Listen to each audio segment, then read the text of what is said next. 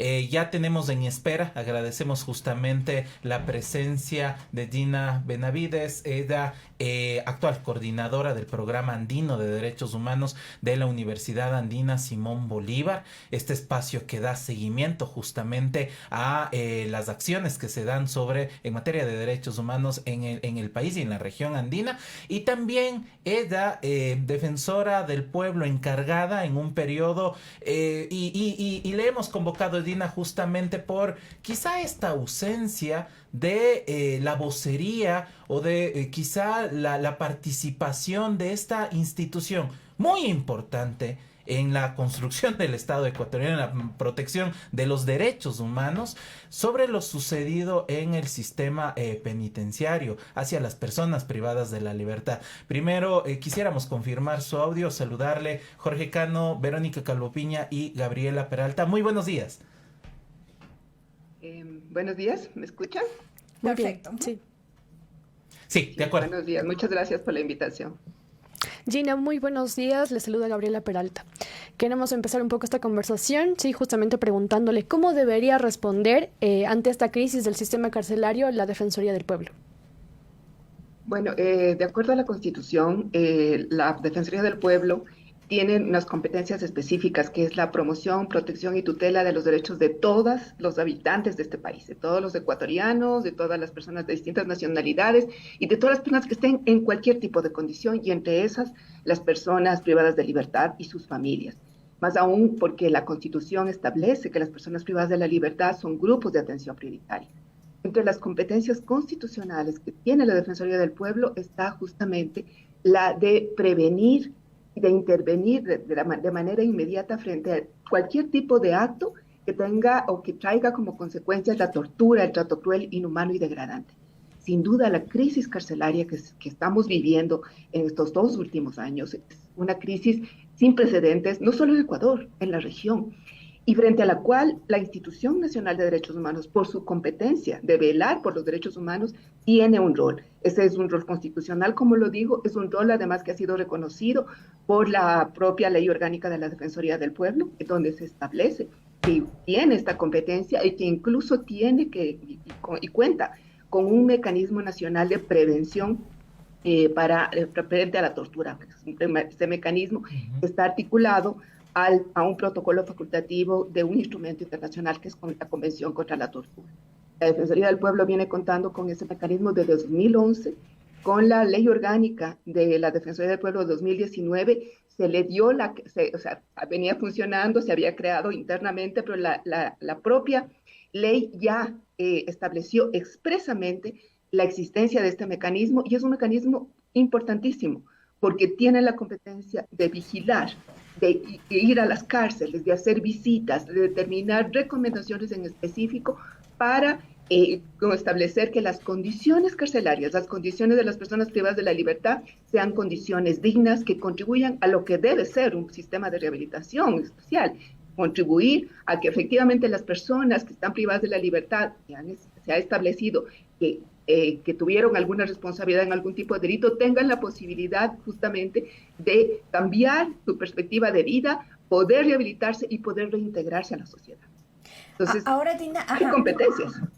Ahora, Dina, parecería, digamos, que esto se queda en el papel, un poco, digamos, estas competencias parecerían que solamente estuvieran como un poco en el manual de la Defensoría del Pueblo y no bajan a tierra. Además, nos preocupa en este momento la institucionalidad de esta Defensoría porque después de tener también un ex defensor en este momento detenido, ahora parece una Defensoría totalmente ausente, casi que invisible. ¿Qué es lo que está pasando con este organismo? ¿Cuál es su capacidad de gestión actualmente? Bueno, eso es algo que debía preguntarle justamente al actual defensor. O sea, eso es algo que uno puede percibir, que indudablemente la Defensoría del Pueblo no se la siente, y algo que tiene que hacer una institución nacional de derechos humanos es hacerse sentir, porque como su propio nombre lo dice, es Defensoría del Pueblo, es la expresión, debería ser la instancia que tenga voz, que tenga la posibilidad de decir de manera oportuna, de manera eficaz, de manera contundente y de manera que yo digo orientativa, porque para eso están las instituciones nacionales de derechos humanos, para poder receptar las denuncias, para percibir la realidad, establecer análisis en materia de derechos humanos y poder establecer a nivel de todas las instancias del Estado y de la sociedad sus recomendaciones bajo el enfoque de derechos humanos. Ese es el rol.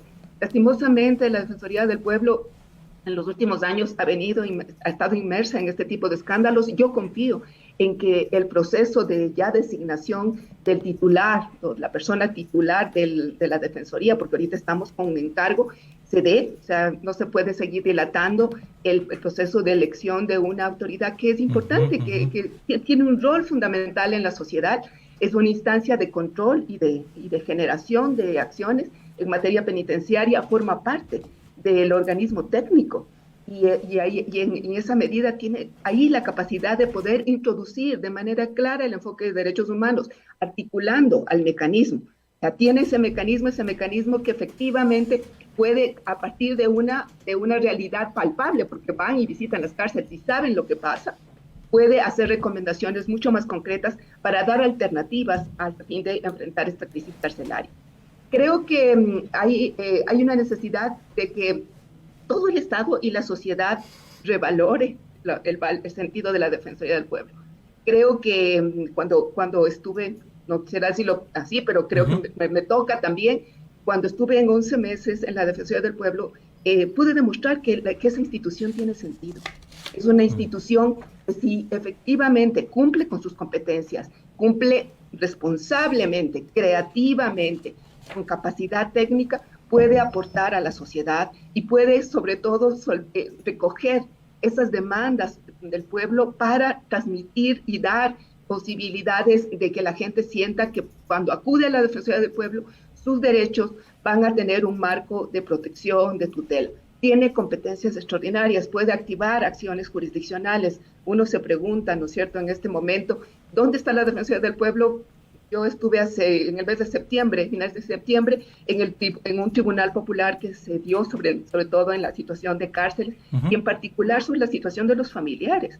Esos familiares que han tenido que enfrentar todo el proceso de no saber si hubo ya un motín en la cárcel y si su familiar está vivo o no, y no le dan información, y luego tiene que mirar de pronto cómo recupera el cadáver, cómo efectivamente sabe si es o no la persona que aparece ahí mutilada. Son situaciones sumamente graves y uno ahí se pone a pensar y dice, ¿cuál es el rol? ¿Qué es lo que está haciendo ahí la Defensoría del Pueblo? Justamente, sí, vamos a conversar en unos minutos sobre estas acciones desde la sociedad civil, desde la organización social de derechos humanos, lo ocurrido con el Tribunal Popular. Pero no quisiera dejar pasar esta quizá no solo ausencia, sino anulación de la institución Defensoría del Pueblo en el momento en que se convierte en un contradictor político, y me refiero no partidista, sino hacia las acciones reñidas o que están en tensión con los derechos humanos. ¿Qué pasa cuando justamente un gobierno, sea este o el anterior, le genera como incomodidad la presencia de la Defensoría del Pueblo, justamente porque vigila, da seguimiento a la protección de los derechos de las personas en este país, y se convierte en un contradictor político? Lo veíamos justamente en las movilizaciones de octubre de 2019, de junio de 2022, y termina anulándolo en este rol que debe cumplir en el Estado. Eso es algo que es muy importante, que toda la sociedad y que todos los funcionarios del Estado central tenga conciencia, y está fundamentado en la norma que es básica en materia de instituciones nacionales de derechos humanos, que son los principios de París. Y los principios de París establecen que las Defensorías del Pueblo, como se denomina aquí en Ecuador, que es la Institución Nacional de Derechos Humanos, debe gozar de autonomía. Y esa autonomía tiene que ser una autonomía política, una autonomía presupuestaria y una autonomía administrativa. Lastimosamente, la Constitución reconoce que efectivamente hay este tipo de autonomía, pero yo creo que ahí juegan dos factores. Por una parte, creo que hay que trabajar hacia una autonomía financiera efectiva, porque de poco sirve que la institución se proclame que tiene autonomía política, pero si financieramente depende de los fondos que le asignan desde el Estado central, eso condiciona los procesos de autonomía real. Y también el otro sentido es la autonomía política, y ahí yo apelo al grado de convicción y de la responsabilidad ética y profesional que tenga la persona que asume la defensoría del pueblo. O sea, la autonomía la va a gestar el propio defensor o defensora. Cuando establece y cuando tiene claridad de que efectivamente puede y debe decir las cosas independiente del gobierno, porque para eso están las instituciones nacionales de derechos humanos. No son cómodas, no deben ser cómodas, porque le están recordando al poder que tiene límites. Y eso involucra que tiene que haber, por parte de quien está al frente de la Defensoría, una solidez, una convicción de querer eso y de decir, incluso, ¿no es cierto?, asumiendo los riesgos que eso comporta, el que va a defender los derechos. Uh-huh. Lastimosamente eso no pasa, hay muchos condicionamientos políticos. Yo puedo reconocer también que efectivamente hay presiones que se dan desde diferentes poderes, y las diferentes poderes deberían entender que a la Defensoría del Pueblo no debería uh-huh. ejercerse ese tipo de poderes. Uh-huh. Y cuando se ejerce, él o la defensora y la propia institución debe pararlo. Esto es algo que justamente devela, ¿no es cierto?, el tipo de defensoría que podemos tener en un momento determinado y la necesidad y la importancia, por tanto, de poder elegir a personas que conozcan de las instituciones nacionales de derechos humanos, que sean formadas en derechos humanos, que tengan práctica en derechos humanos y que puedan, a partir de eso, o sea, creer además de eso en los derechos humanos. No es un mero cargo burocrático, no es una instancia de responsabilidad partidaria o decir, estoy aquí, la Defensoría es para distribuirse puestos a nivel nacional. La Defensoría tiene una responsabilidad muy grande y por lo tanto necesita esto y necesita ser valorada. Yo a veces veo y digo, se presta mucha atención a la Contraloría, se considera que el Consejo de la Judicatura, todas estas instancias, para eso hay mucha publicidad, ¿no es cierto?, de quiénes van ahí. Y la Defensoría del Pueblo es como que algo que no tiene mayor importancia, cuando toda la sociedad deberíamos apuntarle a que efectivamente esa institución sea sólida, sea una institución que incluso por esta cobertura que tiene a nivel nacional, y por esta cercanía que le da, ¿no es cierto?, el tener delegaciones en cada provincia, podría abrir un espacio de mayor eficacia en lo que nos debe interesar a todos, que esos derechos que están en la Constitución, que esos derechos que se han comprometido el Estado a nivel internacional se cumplan, uh-huh. que pase de la teoría a la práctica, y que cuando hay violaciones haya una instancia a la que uno pueda acudir y pueda decir, yo necesito que mis derechos sean efectivamente restituidos, que hayan procesos de reparación efectiva, que pueda contar, porque a veces la gente dice, yo no conozco, yo no sé de mis derechos, y que esa instancia sea la instancia que permanentemente le esté recordando a la sociedad y al Estado cuáles son sus derechos y cuáles son sus obligaciones.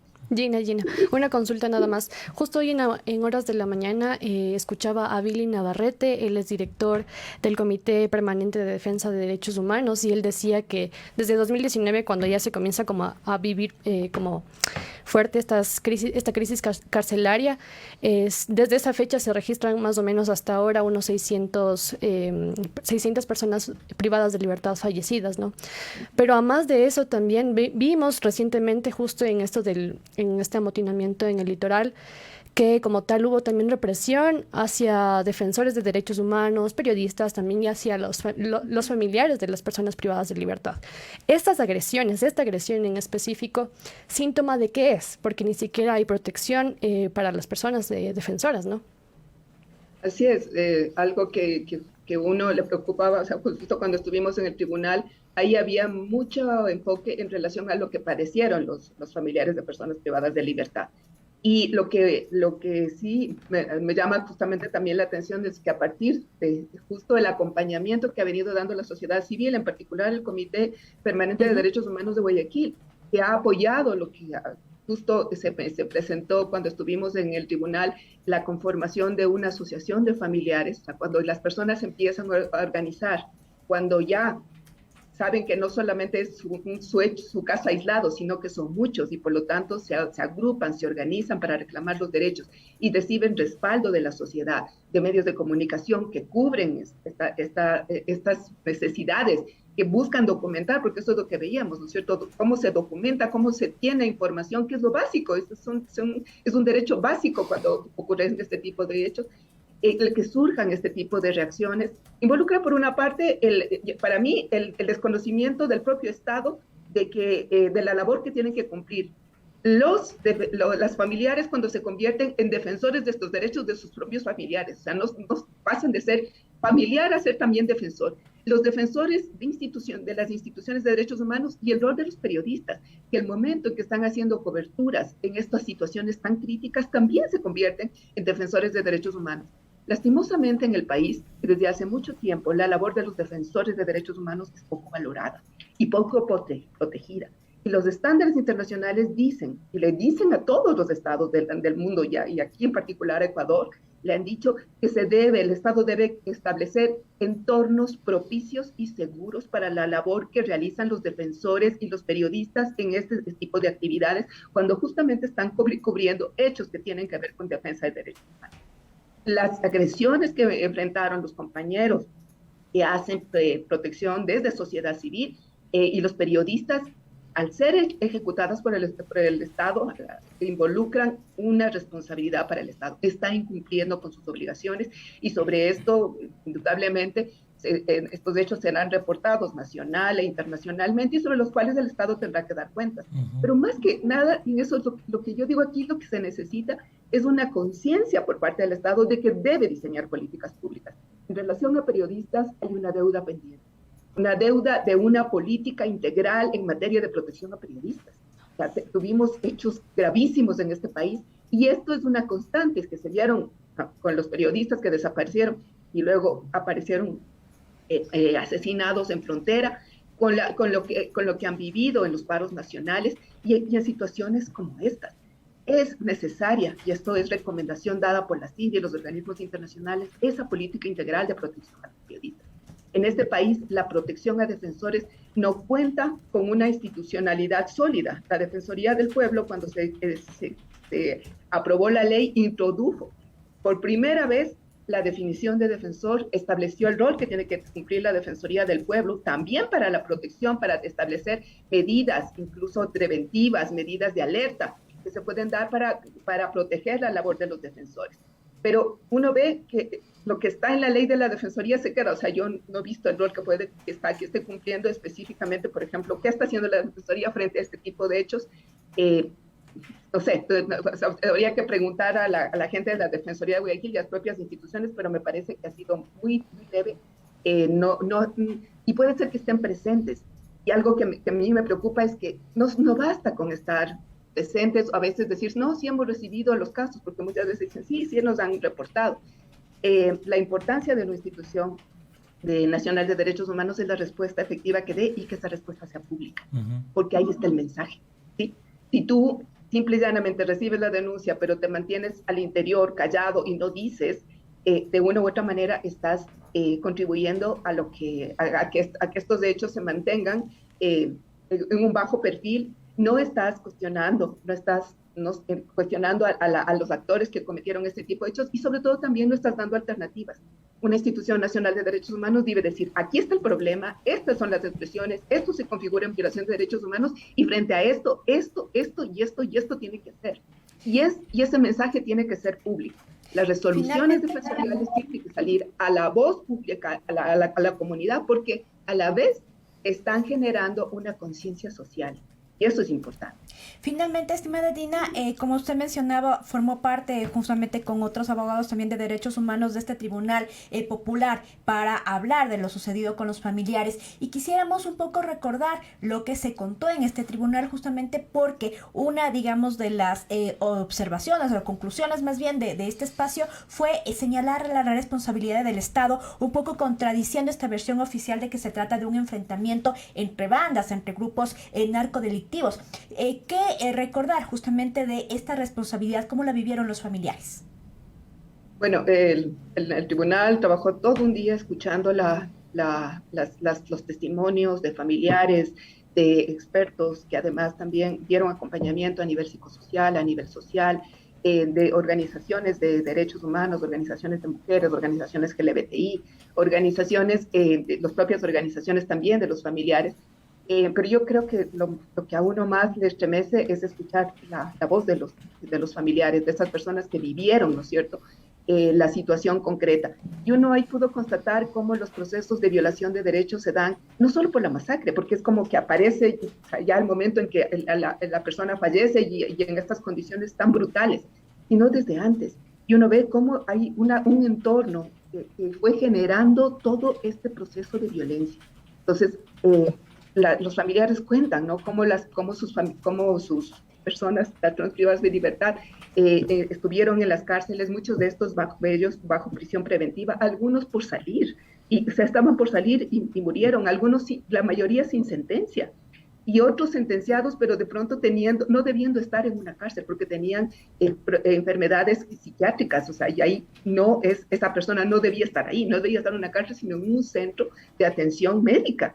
Entonces, hay todas estas condiciones, uno ve y dice, ¿cómo es posible que efectivamente el Estado solo presente ya al final y diga, no, esto es un problema de disputas entre bandas, esto es un problema que no compete a la responsabilidad del Estado, sino de ellos?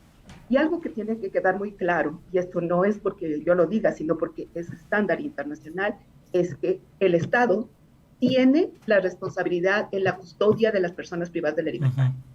Cualquier hecho que ocurra en la cárcel, cualquier hecho, sea hecho provocado por un agente de protección carcelaria o de los guías penitenciarios, o por la policía o por el ejército que ahora está, cualquier hecho de esos tiene responsabilidad del Estado, pero también cualquier hecho de una persona particular, porque el Estado no puede decir, no, es que es un problema de ellos. El que haya ese problema, el que hayan estas masacres, significa la ineficacia del Estado. Y el Estado está incumpliendo con sus funciones. Cada muerte que da, cada masacre que ocurre en las cárceles es responsabilidad del Estado. El Estado no puede decir, eso es responsabilidad del narcotráfico. El Estado tiene que demostrar que es Estado y que tiene control. Esa es su función. Si no lo hace, está reconociendo que realmente no tiene capacidad para administrar y para ser Estado. Entonces, eso es lo que nosotros establecimos como tribunal, que hay responsabilidad del Estado, una responsabilidad en materia, porque no previno, o sea, por cosas que no hizo, como también por cosas que hizo, ¿sí?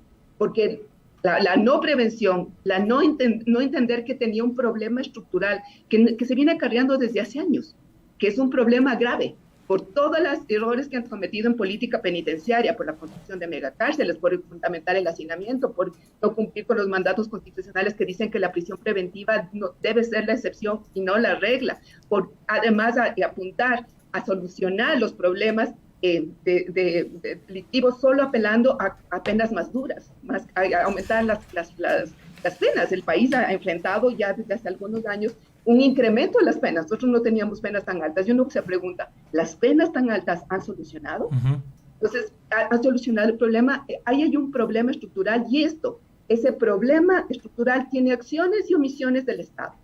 Las masacres, si el Estado hubiera efectivamente tomado medidas para ir viendo lo que venía pasando en los centros, el hacinamiento carcelario, los megacentros generados hacia afuera, no contacto con familiares, cambio de la perspectiva en torno a lo que es la rehabilitación, falta de personal, el incumplimiento de condiciones sanitarias mínimas, eso creó un entorno propicio para que se dé efectivamente lo que tenemos ahora, una falta de control, un autogobierno que se tiene en algunas de las cárceles, y que las cárceles se conviertan en una zona de riesgo. En este momento es zona de riesgo, no es zona de rehabilitación.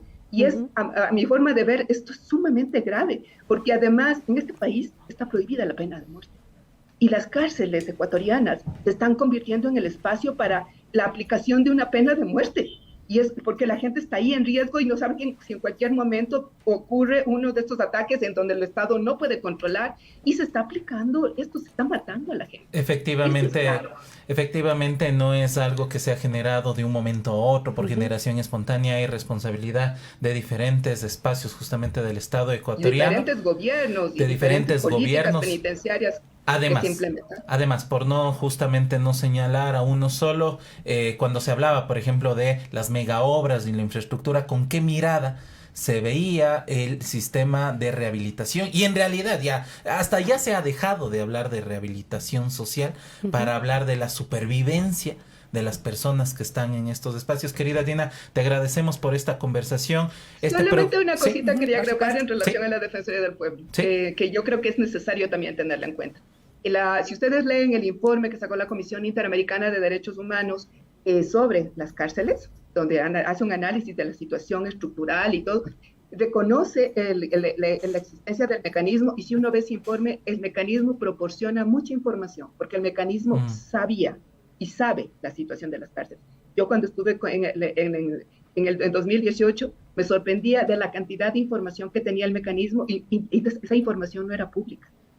Fue la primera vez que la sacamos y dijimos de esto, y fue la primera vez que tuvimos una reunión con el Ministerio de Justicia y le dijimos, mire, como mecanismo esto está pasando. El problema que hay es la falta de valoración y también, y esto tiene que ver, el informe de la Comisión Interamericana dice esto, sabiendo que la labor tan importante que puede tener este mecanismo que hace visitas a cárceles, el mecanismo se ha ido reduciendo, el mecanismo no tiene presupuesto. De 7 personas, ahora parece que están 5. Y esto es importante porque la Defensoría puede combinar la labor del mecanismo, que es práctica de vigilancia, de control, de estar haciendo visitas, con sus potestades constitucionales. Si estas dos potestades constitucionales, la activación de garantías jurisdiccionales, más todo este trabajo que hace el mecanismo, se potenciara, se fortalecería. Ahorita debería haber mucho más personal. Yo no veo los últimos informes del mecanismo, solo está hasta 2020. Entonces, ¿qué está pasando? Esto es debilitamiento y la idea ahí es cómo fortalecerle a ese mecanismo, que la Defensoría del Pueblo asuma la activación de garantías jurisdiccionales, incluso asuma la posibilidad que tiene de emitir medidas de cumplimiento obligatorio. Esas medidas de cumplimiento obligatorio, de acuerdo a la ley, se deben dar cuando la situación es generalizada y sistemática. La crisis carcelaria se ha convertido en una situación de violación sistemática y generalizada de derechos humanos. Y esto último que nos comenta es clave para justamente las herramientas, instrumentos, información, los espacios están ahí para la generación justamente de políticas que sean claras y no como quizá lo presentaba también el presidente de la República en un folleto que nadie conoce su información. Vamos a seguir tratando este tema en los programas en Wambra, nos parece de responsabilidad justo de la sociedad, de medios de comunicación, exigir que se implementen y que no se naturalice esto en las cárceles del país. Le agradecemos nuevamente, estimada Dina, por acompañarnos.